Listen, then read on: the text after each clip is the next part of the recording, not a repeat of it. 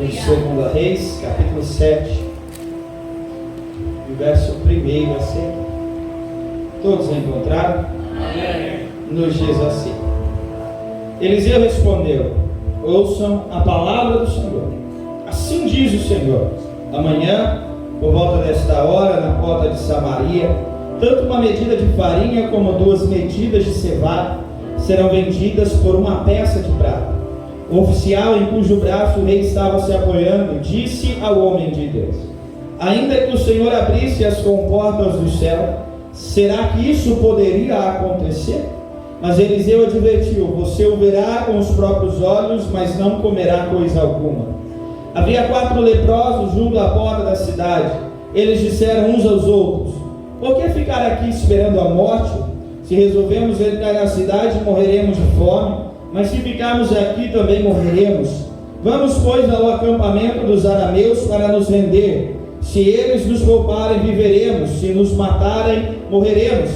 Ao anoitecer, eles foram ao acampamento dos arameus. Quando chegaram às imediações do acampamento, viram que não havia ninguém ali, pois o Senhor tinha feito os arameus ouvirem o ruído de um grande exército com cavalos e carros de guerra, de modo que disseram uns aos outros: ouçam, o rei de Israel contratou os reis dos hititas e dos egípcios para nos atacarem. Então, para salvar a sua vida, fugiram ao anoitecer, abandonando tendas, cavalos e jumentos, deixando o acampamento como estava. Tendo chegado às imediações do acampamento, os leprosos entraram numa das tendas, comeram, beberam, pegaram prata, ouro e roupas e saíram para esconder tudo. Depois voltaram e entraram noutra tenda, pegaram o que quiseram e esconderam isso também. Então disseram uns aos outros: não estamos agindo certo. Este é um dia de boas notícias e não podemos ficar calados. Se esperarmos até o amanhecer, seremos castigados. Vamos imediatamente contar tudo no palácio do rei. E você pode se assentar glorificando ao nome do Senhor. Aleluia. Como já é conhecido de muitos a história do cerco de Samaria, onde a Bíblia vai dizer que a Síria cerca toda a cidade de Samaria. Samaria fecha as portas, trancam as portas, ninguém entra, ninguém sai, e a fome ela começa a se instaurar no meio daquele povo. A crise ela começa a se instaurar dentro de Samaria, e a Bíblia vai nos relatar que a crise chega a um ponto tão extremo, aonde estão vendendo cabeça de jumento para comer, aonde estão vendendo esterco de porco e mães estão comendo os seus próprios filhos. Esse era o cenário Samaria. A Bíblia nos relata essa desgraça toda para nos relatar que a crise estava intensa, que a crise era absurda. Eu não sei o que você entrou aqui vivendo ou passando, mas eu tenho certeza que a crise na sua vida ainda não chegou nesse ponto. Se Deus ele trouxe solução a uma crise desse nível, Ele tem solução para a crise que você está vivendo. Se Deus trouxe solução para esse povo, Deus tem solução para a tua casa, Deus tem solução para o teu casamento, Deus tem solução para a vida dos seus filhos, porque não importa o tamanho da crise, Deus sempre tem uma solução que supera as crises que se levantam sobre as nossas vidas. É interessante que quando nós olhamos para a crise, quando nós olhamos para um cenário caótico, podemos ver e analisar que há 3 tipos de crise nas nossas vidas. Primeiro, aquela que o próprio Deus traz sobre as nossas vidas. Isso pode ter 2 motivos: juízo, causa de pecado, que era o caso dessa nação, ou pedagógico, nos ensinar alguma coisa. Mas quando nós olhamos para isso, esse é um dos tipos de crise que sobrevém sobre a vida do homem, aquela que o próprio Deus traz sobre o homem. Segunda, é aquela crise que é levantada pelo inferno. É aquela crise quando o diabo se levanta com seus demônios para afrontar a minha e a sua vida, para afrontar a minha e a sua casa. E terceiro, é a crise que eu e você mesmo caçamos com as nossas próprias mãos. É aquelas que eu e você, nós entramos nela. Mas deixa eu te dar uma boa notícia aqui essa noite. Não importa a crise que você está vivendo, o Deus que eu e você servimos, Ele tem solução para, independente de qual seja a crise que eu e você olhamos para a nossa história e pensamos, não, isso é a mão de Deus contra a minha vida, não tem jeito, não tem solução, eu vou ter que suportar isso. Deixa eu te dizer, até as crises que Deus traz sobre a nossa vida tem data de validade. Até as crises que Deus traz, mesmo como juízo, chega um momento em que a misericórdia dele, ela chega com força, porque a misericórdia de Deus é algo extraordinário. Essa nação, este povo, estava vivendo essa situação por causa do seu pecado. Consequência do pecado. A crise instaurada em Samaria era juízo de Deus por causa do pecado desse povo. Se não bastasse todo o cenário caótico físico, o cenário espiritual também estava bagunçado. O cenário espiritual também estava confuso, perturbado. Você vai olhar no finalzinho do capítulo 6, quando uma das mães vai falar com o rei em cima do muro, dizendo, olha, nós comemos o filho dela ontem, o combinado era comer o meu ontem, o combinado era comer o dela hoje, ela escondeu dela. A Bíblia vai dizer que o rei rasga as suas vestes. E como ele estava em cima do muro, todo mundo vê que ele estava vestido de saco. Não, quando Israel se veste de saco, sinal de arrependimento, sinal de humilhação. O povo se vestia de saco quando se arrependia e clamava pelo favor de Deus. Então, quando nós olhamos para o rei nessa situação, primeiramente, nós começamos a ver que havia um coração arrependido. Havia um coração que desejava o escape de Deus.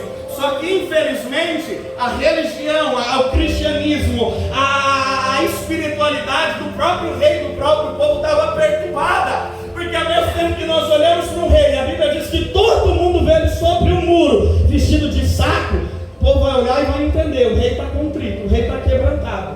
Mas o mesmo rei que está quebrantado e contrito, ele está olhando e dizendo, que Deus me castigue, se essa noite a cabeça de Eliseu não estiver fora dos seus ombros. O camarada aparenta arrependimento, se veste de saco, mas no momento ele olha e diz, eu vou matar o profeta de Deus. E ele ainda envolve, você percebe como está um conflito espiritual? Porque ele ainda envolve Deus, que Deus me castiga, ele está achando que ele está certo no que ele está fazendo perante Deus. A crise era física, a crise era espiritual, e mesmo nessa situação, é isso que eu falo, a misericórdia de Deus é algo tão grande, mesmo em todo esse cenário, o rei quando chega para matar Eliseu, que o próprio Eliseu olha e diz, o rei está vindo aí para me decepar a cabeça, fecha a porta, porque eu já ouço seus passos chegando. Quando o rei chega, ele olha e diz, a desgraça veio do Senhor, como posso eu ainda ter esperança? Irmão, olhando pelos olhos carnais e naturais, a vontade é olhar e dizer assim, que deixa eu morrer desse jeito. Não é? De tudo que está passando ainda não acertou o que tinha que acertar, não se converteu de verdade, a espiritualidade está perturbada, está bagunçada. O povo está nessa situação por causa de pecado, mas de repente Deus usa o profeta para dizer, assim diz o Senhor, amanhã, a esta hora, haverá abundância sobre as portas de Samaria.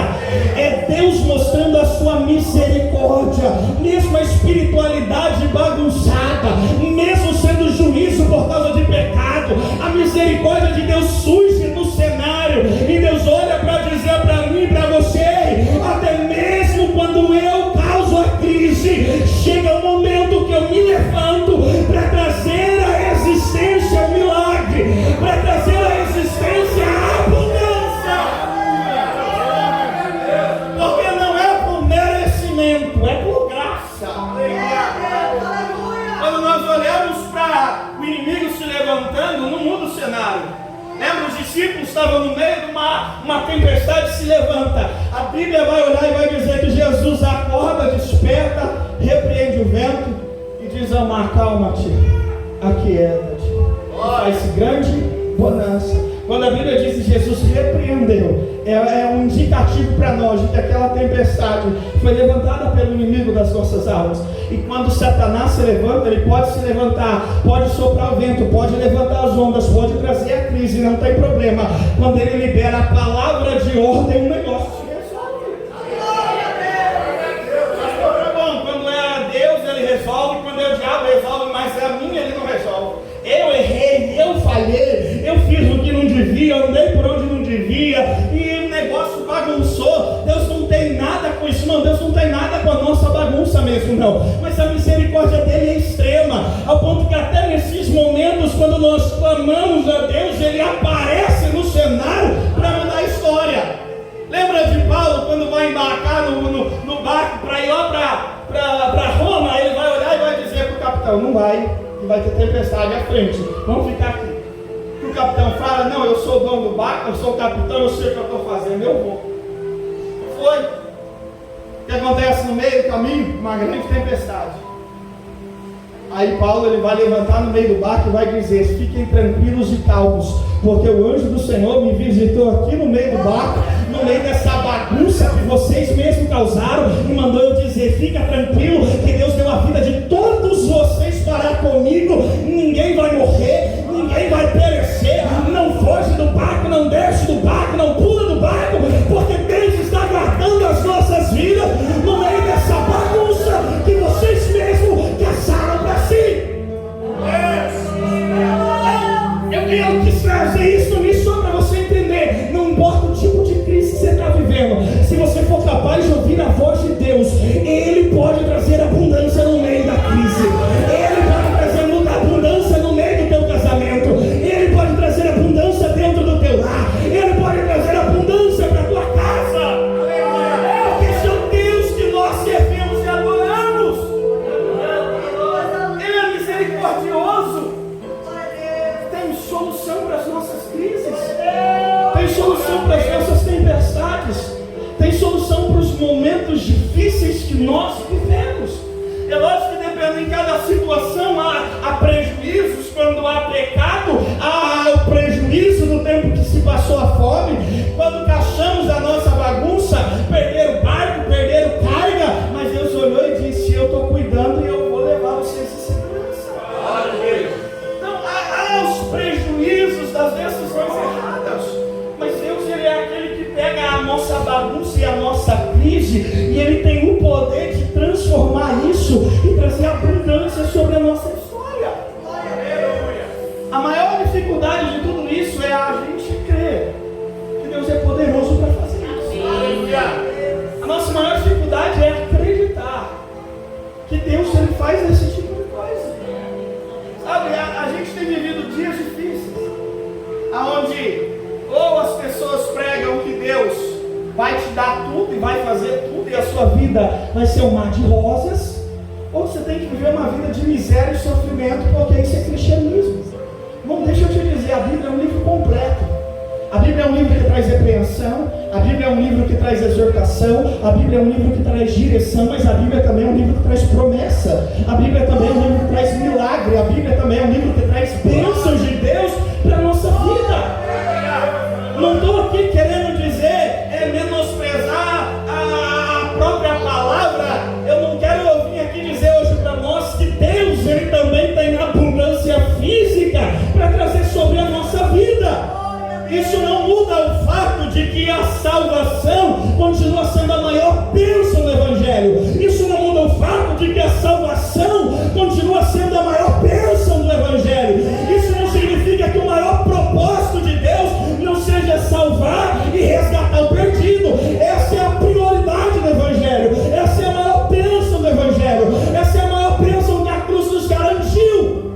Mas nós precisamos entender que ela é a maior, mas não é a única. O próprio Paulo vai olhar e vai dizer: aquele que não poupou nem seu próprio filho, não nos dará consigo também todas as coisas. Não deixa eu te dizer, Deus nos deu vida, Deus nos deu salvação. A maior mensagem do Evangelho é sim ao arrependimento, a maior mensagem do Evangelho é sim sobre santidade, mas a Bíblia também contém bênçãos para a vida do homem. Eles para a vida do homem. O maior prazer da nossa vida deve servir a Deus, mas Deus não tem problema nenhum em que eu e você desfrutamos de outros prazeres. Quando Deus cria Adão, Deus vai colocar ele, vai criar um jardim.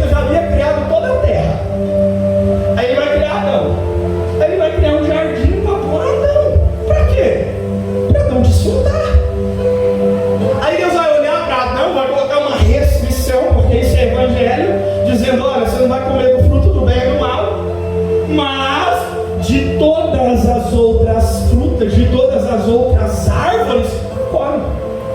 Irmão, se o alimento tivesse sido feito só para necessidade, Deus não precisava fazer diferente, tanta variedade de sabores, cores. Ele poderia ter feito várias frutas, todas da mesma cor, todas com o mesmo sabor, porque é só para necessidade, é para sobrevivência. Mas quando nós olhamos Deus fazendo, olhando para Adão, dizendo: olha, tem fruto de tudo que é tipo, de tudo que é cor, de tudo que é sabor. Aproveita, Adão, come de tudo, goza de tudo, aproveita de tudo. Eu fiz isso para o teu deleite, eu fiz isso para o teu prazer, eu fiz isso para a tua alegria, Adão.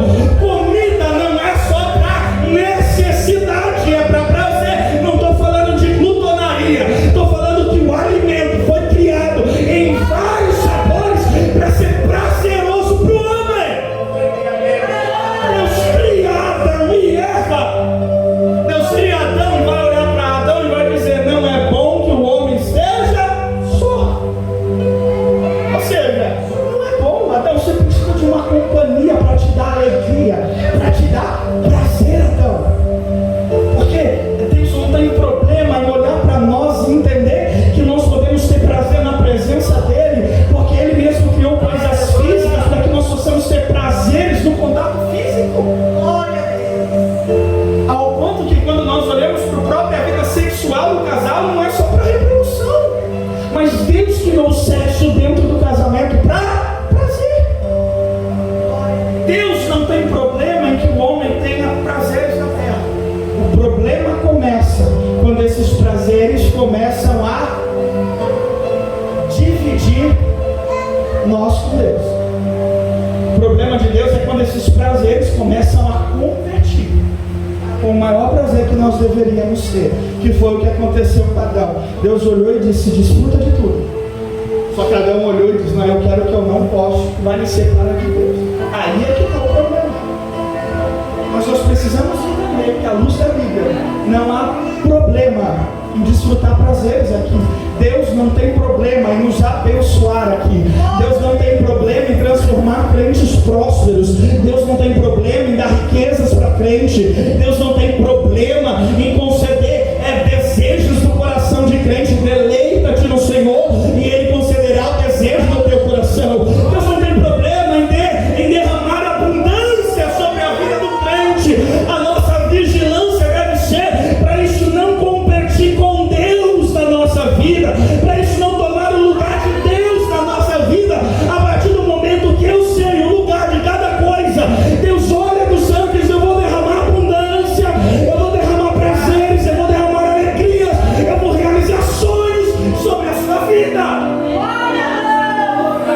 Essa promessa que Deus está fazendo para aquele povo não era só que ia matar a fome deles. Deus está prometendo abundância sobre aquele povo. E detalhe, sobre aquele povo que havia se desviado. Agora você imagina para mim e para você, que estamos buscando cada dia servir a Deus. Vamos deixa eu dizer um negócio: Deus tem prazer em trazer abundância sobre a nossa vida. Deus tem prazer em mudar cenários, em mudar história. Deus tem prazer em transformar nossa casa, nosso casamento, nossos filhos, nosso lar. Deus tem prazer nisso. Deus tem prazer em fazer milagres extraordinários sobre a nossa vida. Deus não tem problema com isso, só cuidado, mas não tomar o lugar de Deus na sua vida. Aí Eliseu vai liberar a palavra: olha, amanhã é esse horário, vai ter abundância sobre as portas de Samaria. Tanto uma medida de farinha como 2 medidas de cevada serão vendidas por uma peça de prata. Bom, aqui o negócio, o milagre é extraordinário, porque naquele dia eles estavam vendendo esterco de pombo por 5 peças de prata. E Eliseu, irmão, está olhando e está dizendo: vai ter uma medida de farinha por uma peça de prata. Você imagina, a farinha ia ser mais barata no dia seguinte do que o esterco de pombo. É o tamanho do milagre que Deus ia fazer. Dá para entender a abundância que Deus estava querendo trazer sobre Só que o que nós precisamos entender é que sempre que Deus traz um vislumbre do que Ele quer fazer, não é para eu e você sentar e esperar. Ele está esperando uma ação minha e sua. Quando Deus Ele mostra para nós e diz: olha, eu tenho isso aqui para fazer sobre a tua vida, eu tenho isso aqui para realizar sobre o teu casamento, eu tenho isso aqui para derramar sobre a tua casa. Deus não está dizendo apenas por dizer, Ele está olhando para nós e dizendo: eu tenho isso aqui para você, agora se levanta, age, se move, para que você possa alcançar aquilo que eu já tenho preparado para a tua casa e para a tua vida. O nosso maior problema é que quando nós ouvimos a palavra de Deus, que Deus vai fazer alguma coisa, nós pensamos que é só sentar e esperar. Não, o intuito de Deus é nos despertar a uma ação, é nos despertar a um movimento, é nos despertar para caminhar em direção àquilo que Deus está dizendo que tem preparado para nós. Esse é o intuito de Deus. Deus nunca vai olhar para nós e dizer: viu, vou fazer isso sobre a tua vida, para a gente sentar e esperar. Deus falou, vai acontecer. Deus não fala as coisas por falar. Deus não olha para aquele povo e diz: eu vou trazer abundância para aquele povo ir para casa dormir. O desejo de Deus é despertar naquele povo, olhar e dizer: pera, Deus tem um negócio muito grande para nós. O que eu preciso fazer para alcançar? O que eu preciso fazer para viver isso? O que eu preciso fazer para chegar a abraçar a promessa de Deus? É o que eu disse sexta-feira sobre quando a Carla trouxe aquela profecia sobre a minha vida e sobre a minha casa, que Deus ia mexer na nossa finança e que Deus ia nos dar uma casa e num condomínio. Eu tô chique. Mas quando eu meditava nessa palavra, eu entendi que não era assim: glória a Deus, Deus vai fazer, agora eu vou sentar e esperar. Quando Deus falou: eu vou mexer na sua vida financeira, eu entendi Deus dizendo para mim: oferta mais, rapaz. Oferta, porque eu tenho algo grande para você lá na frente. Você sabe o princípio da prosperidade, não sabe? Oferta, porque o que eu tenho, isso é o que eu tenho para você, é isso. Quer chegar? Acorda e trilha o caminho para chegar. Aleluia a Deus. Quando Deus, eu comecei a pensar, quando Deus traz promessas, quem aqui já ouviu Deus fazendo promessas sobre esse ministério? Alguém já participou de culto que ouviu Deus falando que vai ampliar, vai fazer crescer, vai trazer gente, vai trazer povo? Você acha que Deus fala isso pra quê? É lógico que em partes isso anima o nosso coração, fortalece-nos a continuar, mas isso não é só para trazer ânimo e fortalecimento, é para Deus olhar para nós e mostrar o tamanho da promessa que eu tenho para esse lugar, é essa aqui. Quer viver isso? Trabalha para chegar lá. Trabalha para alcançar. É por isso, por quê? Porque a igreja não é do pastor Luciano, a igreja não é do pastor Iago, o ministério não é do pastor, a igreja é a obra do Senhor e nós fazemos parte dessa obra. É por isso que Deus nunca fala em secreto, Deus fala no meio da igreja, para eu e você entendermos que Deus tem algo grande para fazer neste lugar, para ver se alguns despertam e começam a se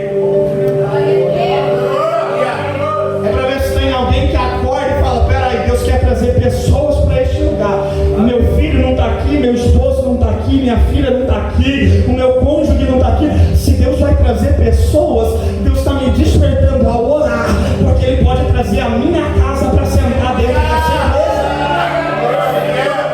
É isso que Deus quer fazer. Quando Deus libera uma palavra de algo grande que Ele vai fazer, é para nos despertar uma ação. É como Ele olhou para Abraão e disse: Abraão, eu vou destruir Sodoma e Gomorra. Para quê? Para Abraão clamar por Quando Deus fala que vai trazer gente para esse lugar, Ele está olhando para nós, tentando nos despertar, viu? Eu tenho promessa de trazer mais pessoas.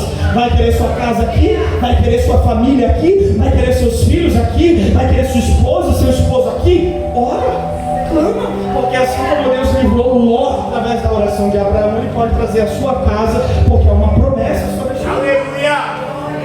Quando Deus diz que vai ampliar, Deus tentando despertar uns doidos, a dizer: eu vou ajudar na ampliação desse negócio. Porra, não sei. A promessa, ela vem incluída de nos despertar, e não só de nos brilhar os olhos, mas é de nos mostrar que é um projeto do céu sobre a nossa vida, e eu preciso me mover sobre essa palavra. Aleluia. Quando Deus olha para José e dá sonhos a José, porque os sonhos não eram de José, os sonhos eram de Deus, Deus impõe um sonho em José e mostra, dá um vislumbre para José do que Deus tinha para a vida dele. Qual era o vislumbre? Tu vais ser líder, rapaz. Um dia vão se prostrar aos seus pés. O que José faz? Ele senta e espera. Aonde ele chega, ele se torna líder. Ele é vendido, chega, vai para a casa de Potifar, ele se destaca, irmão de Milson, e se torna líder da casa do Potifar. E ele se torna líder como? Foi chegar lá, sentar e falar, não, Deus falou que um dia eu vou liderar alguma coisa, deixa eu sentar aqui e esperar a promessa acontecer. Não, ele chegou na casa de Potifar e falou, há uma promessa de Deus sobre a minha vida, há um projeto, há um vislumbre de algo grande que Deus quer fazer. Quem sabe é através dessa casa eu vou me destacar aqui dentro, vou trabalhar mais que todo mundo, vou dar mais do que todo mundo, vou me entregar mais do que todo mundo, vão me ver, vão me notar. Aí Deus faz com que tudo que José faz prospera. Mas prosperou por quê? Porque ele estava fazendo, ele estava agindo, ele estava se movendo em cima do que? De uma palavra. Ele é preso injustamente, chega na prisão, ele fala o que? E agora é o fim, não dá mais. Ele não, tem uma palavra de Deus sobre a minha vida. Quem sabe esse é o caminho. Ele trabalha dentro da prisão, ele dá o sangue dentro da prisão, ele faz mais do que todo mundo dentro da prisão. Deus olha José trabalhando e eu juro que eu tento entender, mas não consigo. O que significa prosperar dentro da prisão? Só Deus que pode fazer uns negócios desses. Aí ele prospera lá dentro, ao ponto que o carcereiro olha e diz, não fica só encarregado de tudo. Cuida aí do negócio, cuida da prisão. Não, o prisioneiro está cuidando da prisão. E prosperou na prisão. A prisão no Egito foi próspera por causa de José. Até o ponto que ele chega no rei. E a gente conhece a história de José. Se torna governador do Egito. Mas tudo porque Deus deu para ele um vislumbre do que Deus tinha para a vida dele. E esse vislumbre não fez José sentar e esperar. Esse vislumbre fez José trabalhar mais do que todo mundo. Esse vislumbre fez José imaginar e ver o que Deus tinha para a vida dele. Fez ele caminhar em direção ao que Deus tinha para ele. Estou como escravo, mas há uma palavra de Deus sobre a minha vida. Estou na prisão, mas há uma palavra de Deus sobre a minha vida. Eu vou me mover e caminhar sobre essa palavra. E conforme ele ia se movendo em cima da palavra, Deus ia prosperando, Deus ia acrescentando, Deus ia multiplicando, até o ponto dele chegar no que Deus tinha de fato para José. É lindo ver a história de um camarada que foi vendido pelos irmãos como escravo, chegou a ser governador de uma nação e resolveu o problema da fome do mundo. Você fala, rapaz,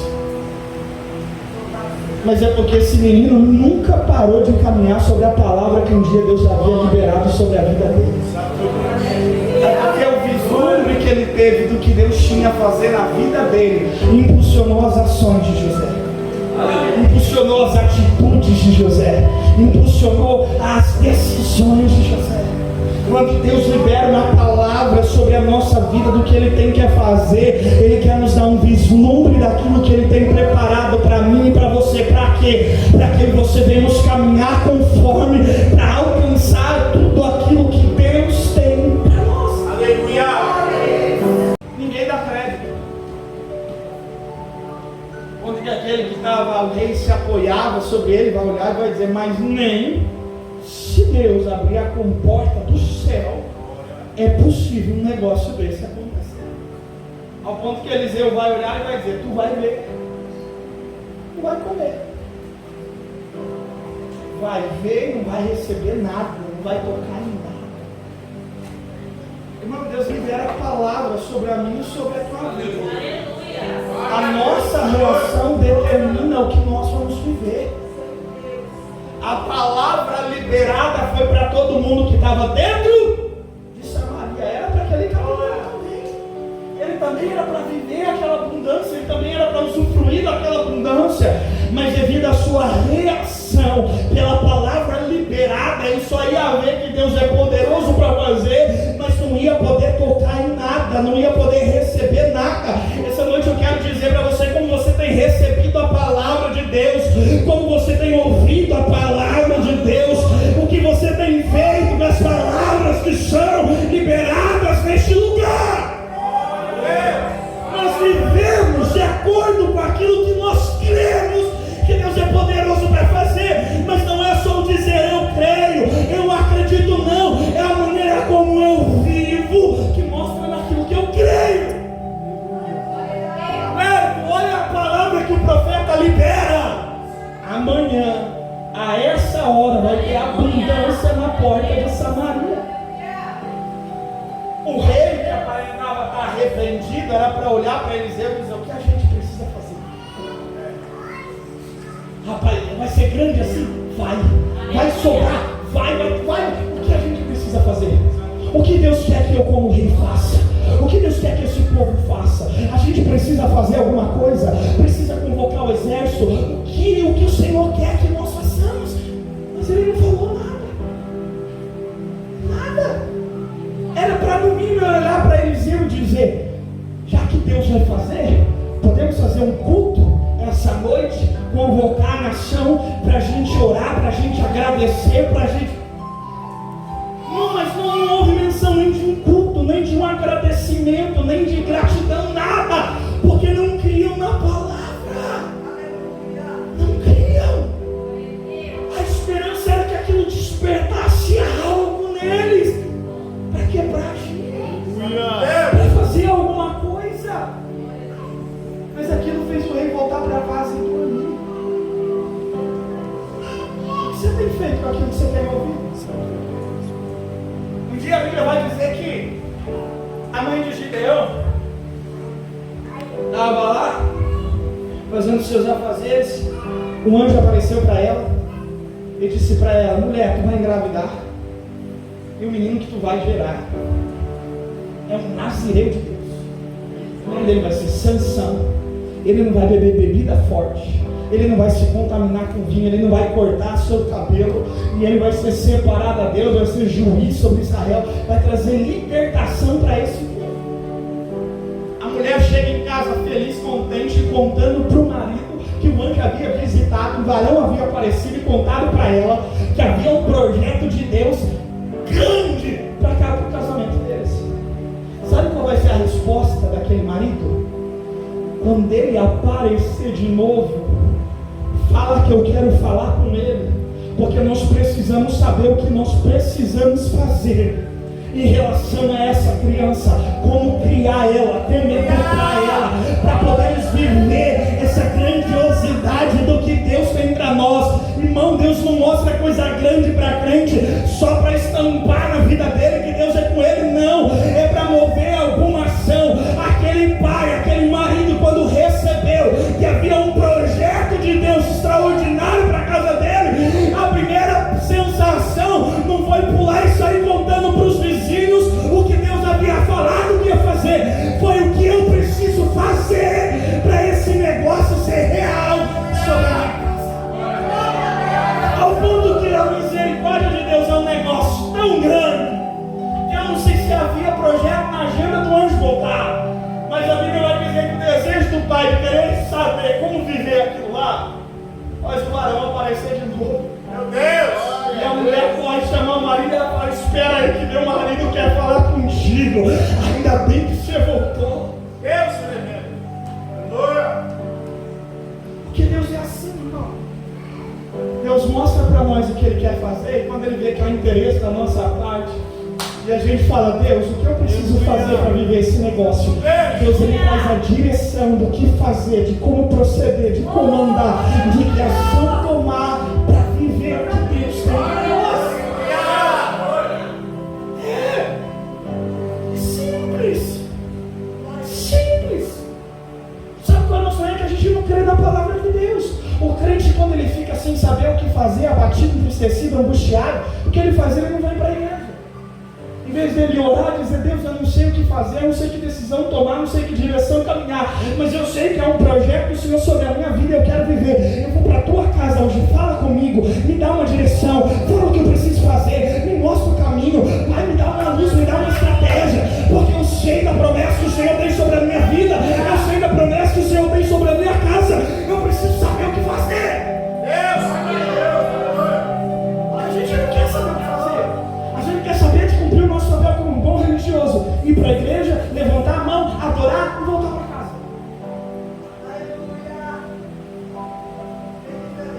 Deus havia liberado uma promessa sobre a vida de Simeão. Simeão, tu não vai morrer enquanto não ver o Cristo. Irmão, olha que promessa. Simeão já estava velho, mas ainda veio um vislumbre de algo grande que Deus queria fazer na sua vida. O que Simeão entendeu? Alguém lembra, sabe me dizer? Simeão entendeu: eu não posso parar de ir para o templo. Santo Deus! Porque quem apresentava era Simeão. Ele entendeu o negócio, a ponto que a promessa do vislumbre do que Deus tinha a fazer na vida dele o motivou a estar todos os dias no templo. Porque o vislumbre de algo grande é para nos movimentar e não nos fazer parar e esperar. Aí eu tenho comigo que quando Simeão pensava: acho que hoje eu vou ficar em casa, vinha o vislumbre da promessa, e ele pensava: e se for hoje que não aparece lá? Se for hoje que essa criança chega lá? Aquilo, irmão de Nilson, motivava as ações de Simeão. Aquilo motivava aquele homem a estar na casa do Senhor. Aquela hora, aquele vislumbre de algo grande. Você está dando para entender? Quando Deus dá um vislumbre de algo que Ele quer fazer, não é para a gente sentar e esperar, é para a gente começar a nos levantar e caminhar em direção àquilo que Deus tem para nós. Ao ponto de que quando Eliseu libera aquela palavra dentro das portas de Samaria, e ninguém dá crédito, ninguém dá ouvido, a palavra de Deus ela não pode voltar para ele vazia, sem fazer o que lhe apraz. Ela sai caçando um coração para entrar e agitar a alma. Como ela não encontra ninguém dentro, ela acha 4 leprosos fora, bate no coração daqueles leprosos, agita a alma deles, ao ponto deles olhar e dizer: mas vai morrer aqui assim, desse jeito? Eu não quero. Você quer? Não, eu não quero. Então vamos nos levantar e fazer alguma coisa. Glória a Deus. Irmão, se a palavra de Deus não tem que estar dando crédito aqui dentro, lá fora alguém vai ouvir, vai dar crédito, vai se agitar, vai se levantar e vai viver o que era pra gente viver. Aí tem aqueles crentes inconformados dentro da igreja, que às vezes chega o fulano hoje, ouve uma palavra, abraça, agarra, agita a alma dele, e uma semana ele está vivendo um negócio extraordinário. Mas eu estou aqui na igreja há 14 anos e não acontece nada na minha vida. Eu sou crente há 30 e Deus não fez nada na minha vida. Eu sou crente há 50 e Ele chegou ontem e Deus virou a história dele e a minha nada. É porque a palavra achou um lugar, um coração, onde abraçou ela, onde creu nela, entendeu que precisava se levantar e fazer alguma coisa. Nosso problema é que a gente se acomodou, a gente se acostumou, se acomodou com o seu casamento desse jeito, se acomodou com a sua casa desse jeito, nós acomodamos os nossos filhos desse jeito. Aqueles leprosos olharam um para o outro e disseram assim: não vai morrer assim, sentado aqui? Se a gente voltar lá para onde está um bando de desocupados que também está esperando a morte, a gente vai morrer. Se a gente ficar aqui sentado, a gente vai morrer. Eu imagino eles olhando: tá bom de ser assim? Não, para mim não está. Vamos fazer alguma coisa então. Você percebe como é simples? para viver e receber o que Deus tem para nós. Eu comecei a ver que muitas coisas, nós temos um culto para a família, poderia ser resolvido se o casal sentasse, olhasse, está bom para você? Não, para mim não está. Está bom para você assim? Não, para mim também não está. Aí vai fazer o quê? Vamos continuar vivendo assim? Vai morrer assim. Vamos seguir conselho de quem está arrebentado? Vamos morrer assim. Não, vamos levantar e vamos mudar esse casamento. Aleluia a Deus. Vamos levantar e vamos mudar nossa história. Vamos caminhar, vamos fazer as coisas diferentes. Vamos começar a agir diferente. Vamos começar a fazer diferente dentro de casa. Aí, irmão, quem se responsabiliza de fazer o negócio acontecer é Deus. Aqueles leprosos só olhou para o outro e disse, viu, vai morrer assim? Não, tá bom ser assim? Não. Vamos fazer alguma coisa? Vamos fazer o quê? A única coisa que resta é levantar e andar lá para o meio do acampamento. Se eles nos deixarem viver, a gente vive e come e está vivo. Senão a gente morre, mas a gente vai morrer mesmo. E aí, conforme eles vão andando, 4 leprosos. A Bíblia diz: o exército inimigo ouve o som de o exército marchando. O milagre de Deus não faz muito disso. A nossa família às vezes não vai porque a gente não faz as coisas simples que deveríamos fazer. Santo Deus. Não há diálogo, não há conversa. Às vezes o casamento está quase acabando.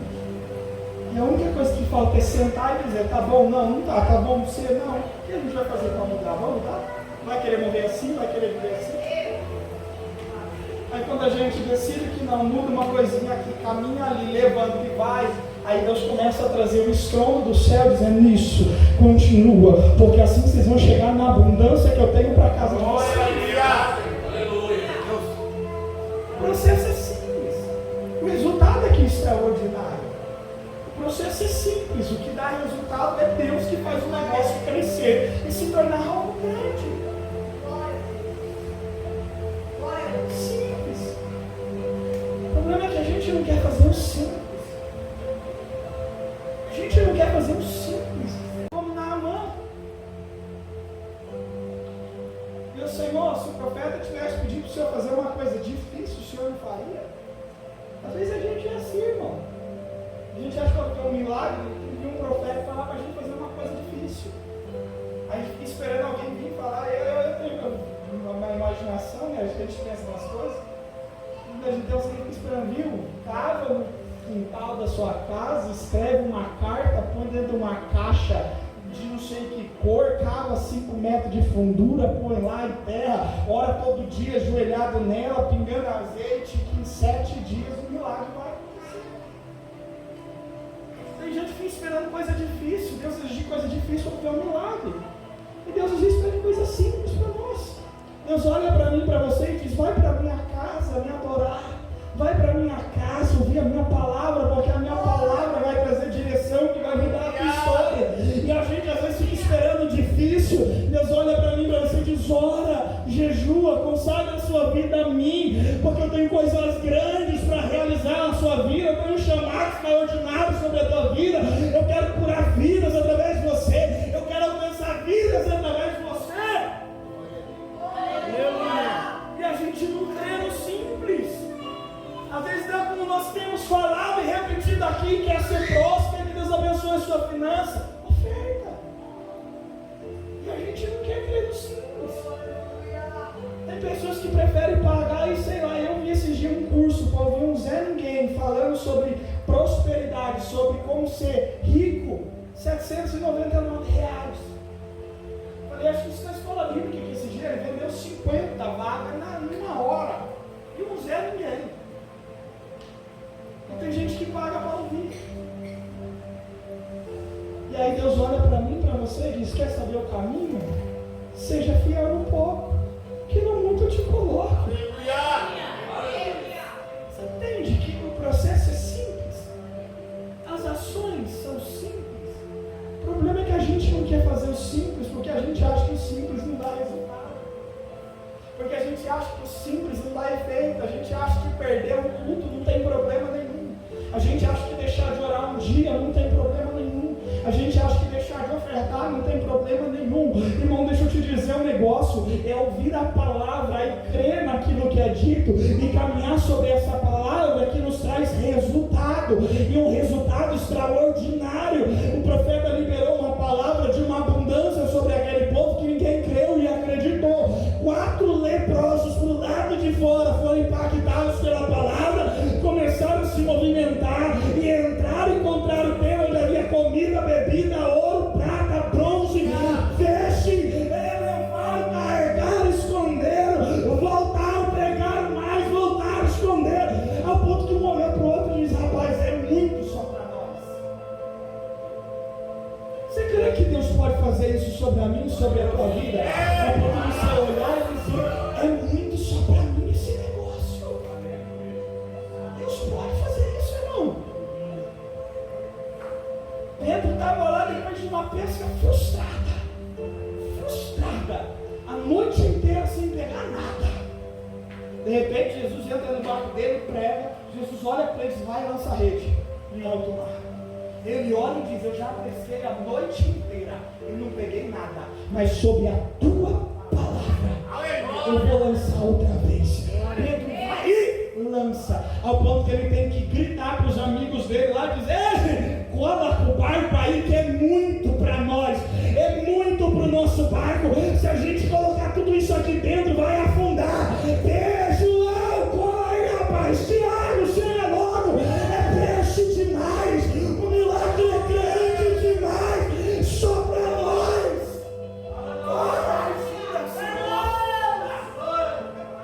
É isso que Deus tem poder de fazer, irmão.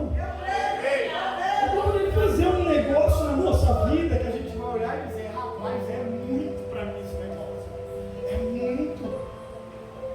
Sabe que isso nos motiva a fazer? Davi, quando ia construir o templo, o pastor pregou aqui esses dias. Natan olha, diz para ele: vai, constrói. De noite Deus olha para ele e fala: não, fala que não é para Davi construir, que a mão dele está suja de sangue. Ele é guerreiro, o filho dele vai fazer isso. Mas Deus olha para Davi, para esse profeta e diz: mas fala para Davi, eu vou fazer um negócio muito grande sobre a casa dele. Fala para Davi que eu vou fazer um negócio extraordinário sobre a vida dele. O trono dele será perpetuado e nunca faltará um descendente seu sobre o trono. O seu nome será grande, a sua casa será grande, o seu reinado será grande. A história que eu tenho para Davi é extraordinária. Fala para ele que o templo ele não pode construir, mas o que eu tenho preparado para ele é grande demais. Aleluia! Davi, quando recebe a palavra, ele vai olhar e vai dizer: Senhor, quem sou eu para viver tudo isso? Quem sou eu para chegar nesse ponto? Quem sou eu para o Senhor dizer que vai fazer o que vai fazer na minha casa? O Senhor falou até no futuro da minha família. Aí sabe o que Davi faz depois? O que o pastor pregou aqui esses dias? O vislumbre do que era grande que Deus ia fazer sobre a vida dele. Ele olha e diz: eu não posso ficar parado. O templo eu não posso construir, mas eu vou dar ouro, eu vou dar prata, eu vou dar madeira, eu vou dar bronze. Eu vou deixar a planta do templo, vai dar tudo aqui para o meu filho. Porque ele entendeu o vislumbre do que Deus tinha e andou por essa palavra. Até quando nós vamos deixar de andar pela palavra do Senhor? O processo é simples, irmãos. Simples. O Senhor libera uma palavra sobre a nossa vida. O que eu e você precisamos fazer para que a nossa casa seja transformada é ouvir ela, crer nela e deixar sair do comodismo, começar a caminhar. Deus fiel. O problema é que a gente se acomoda, vive no comodismo. Acostumou a viver assim, acostumou com as finanças assim, acostumou com o casamento assim, acostumou com o culto assim.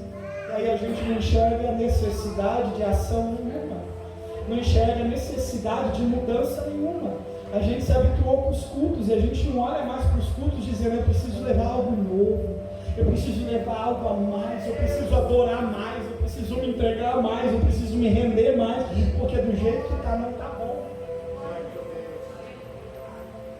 Entendendo que Deus tem algo, você crê que Deus tem algo grande? Aleluia. Nós precisamos crer, irmãos, que o que Deus tem para nós não é coisa O negócio é viver o que Deus tem para nós. Paulo escrevendo aos Coríntios, se não me falha a memória, ele vai olhar e vai dizer assim: que vantagem é ser então israelita, o hebreu? Nenhuma. Aí ele vai escrever assim: de forma nenhuma, há toda vantagem. A questão é que nós não podemos achar que pela infidelidade de alguns Deus se torna infiel. Deus continua sendo fiel, apesar da infidelidade de alguns. Pastor, não entendi, traduz. O negócio é que não é porque estão pregando e parece que não tem ninguém vivendo nada, que você vai olhar e vai dizer: não, então isso não é real, não, então isso não está acontecendo. Não, a questão é a nossa infidelidade, a questão é a nossa falta de crer naquilo que Deus fala. Não importa se está a igreja inteira, ninguém está acreditando em nada. Não importa se está todo mundo olhando e dizendo: Deus não faz mais nada, Deus não traz mais avivamento, Deus não opera mais nos dons, Deus não batiza mais com o Espírito Santo, Deus não restaura mais casamento, Deus não... não importa se o povo não está crendo mais, Ele continua sendo o mesmo. Não é porque há alguns infiéis que não estão vivendo a abundância de Deus que nós vamos dizer que Deus não faz mais. A diferença é: deixa quem não quer viver, agarra você a palavra de Deus e diz para Deus: eu quero viver a abundância do Senhor para minha casa, eu quero viver a abundância do Senhor no meu casamento, eu quero viver o que a tua palavra me diz. Tem alguém que tem promessa de Deus para o seu casamento, para a sua família, para o seu lar essa noite? A minha pergunta para você é: você quer viver isso ou não? Você quer viver ou não? A pergunta é essa, irmão. O X da questão é: você quer viver o que Deus já tem falado tantas e tantas vezes com você sobre a tua casa? Ou para você tá bom do jeito que tá e continua assim e morre assim? Tá ótimo.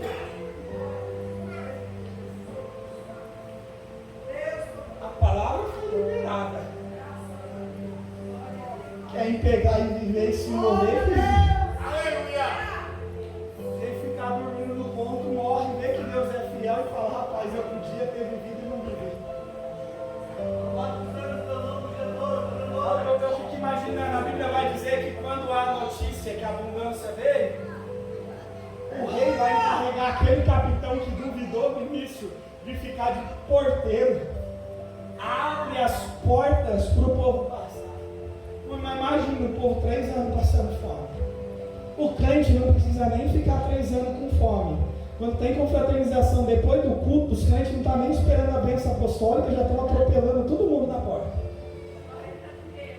Imagina o povo 3 anos passando fome, comendo esterco de pombo e cabeça de jumento. Alguém avisa: tem trigo em abundância, tem cevada em abundância, tem carne em abundância, tem comida aí pro lado de fora. Deus fez um milagre que disse que ia fazer. Aí o incrédulo lá vai lá para abrir a porta, para dizer: não pensa comigo a cabeça dele. Rapaz, Deus abriu com porta no céu e o negócio aconteceu. Ele abre. No que ele abre, as pessoas atropelam ele é pisoteado e morto. Imagina você, aquele camarada no chão, lembrando da promessa de morte, pensando: era para mim comer, era para mim viver, era para mim usufruir. Todo mundo está indo e eu estou perecendo no chão. Os meus olhos viram, mas eu não vivi nada daquilo que Deus prometeu. Você quer ser quem nessa história? Eu não quero, irmão, chegar na minha vida e olhar e ver que tinha tanta coisa para viver, tanta coisa que Deus tinha para fazer na minha vida, eu entender que Deus é fiel para fazer e pensar: eu poderia estar vivendo, perdi.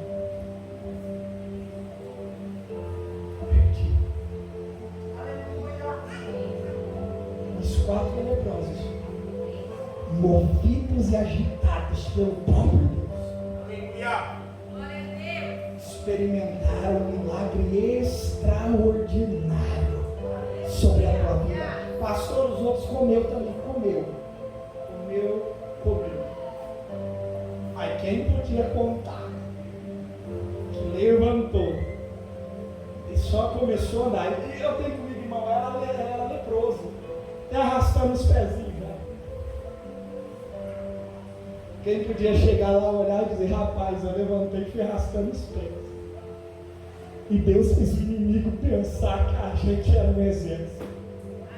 Deus fez o inimigo ouvir o rastejar dos meus pés, como uma tropa de um exército passando. Podia ter muita gente comendo, mas quem podia contar do milagre, como foi, o que Deus fez, a experiência que teve, foi aqueles 4. A gente estava quase à morte, não nos conformamos, nos levantamos, andamos, e Deus fez o inimigo pensar que a gente era um exército, e eram os 4 leprosos arrastando os pés.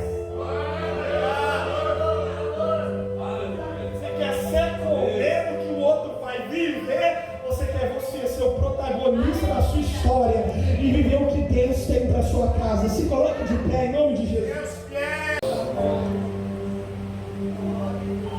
Glória a Deus. Aleluia.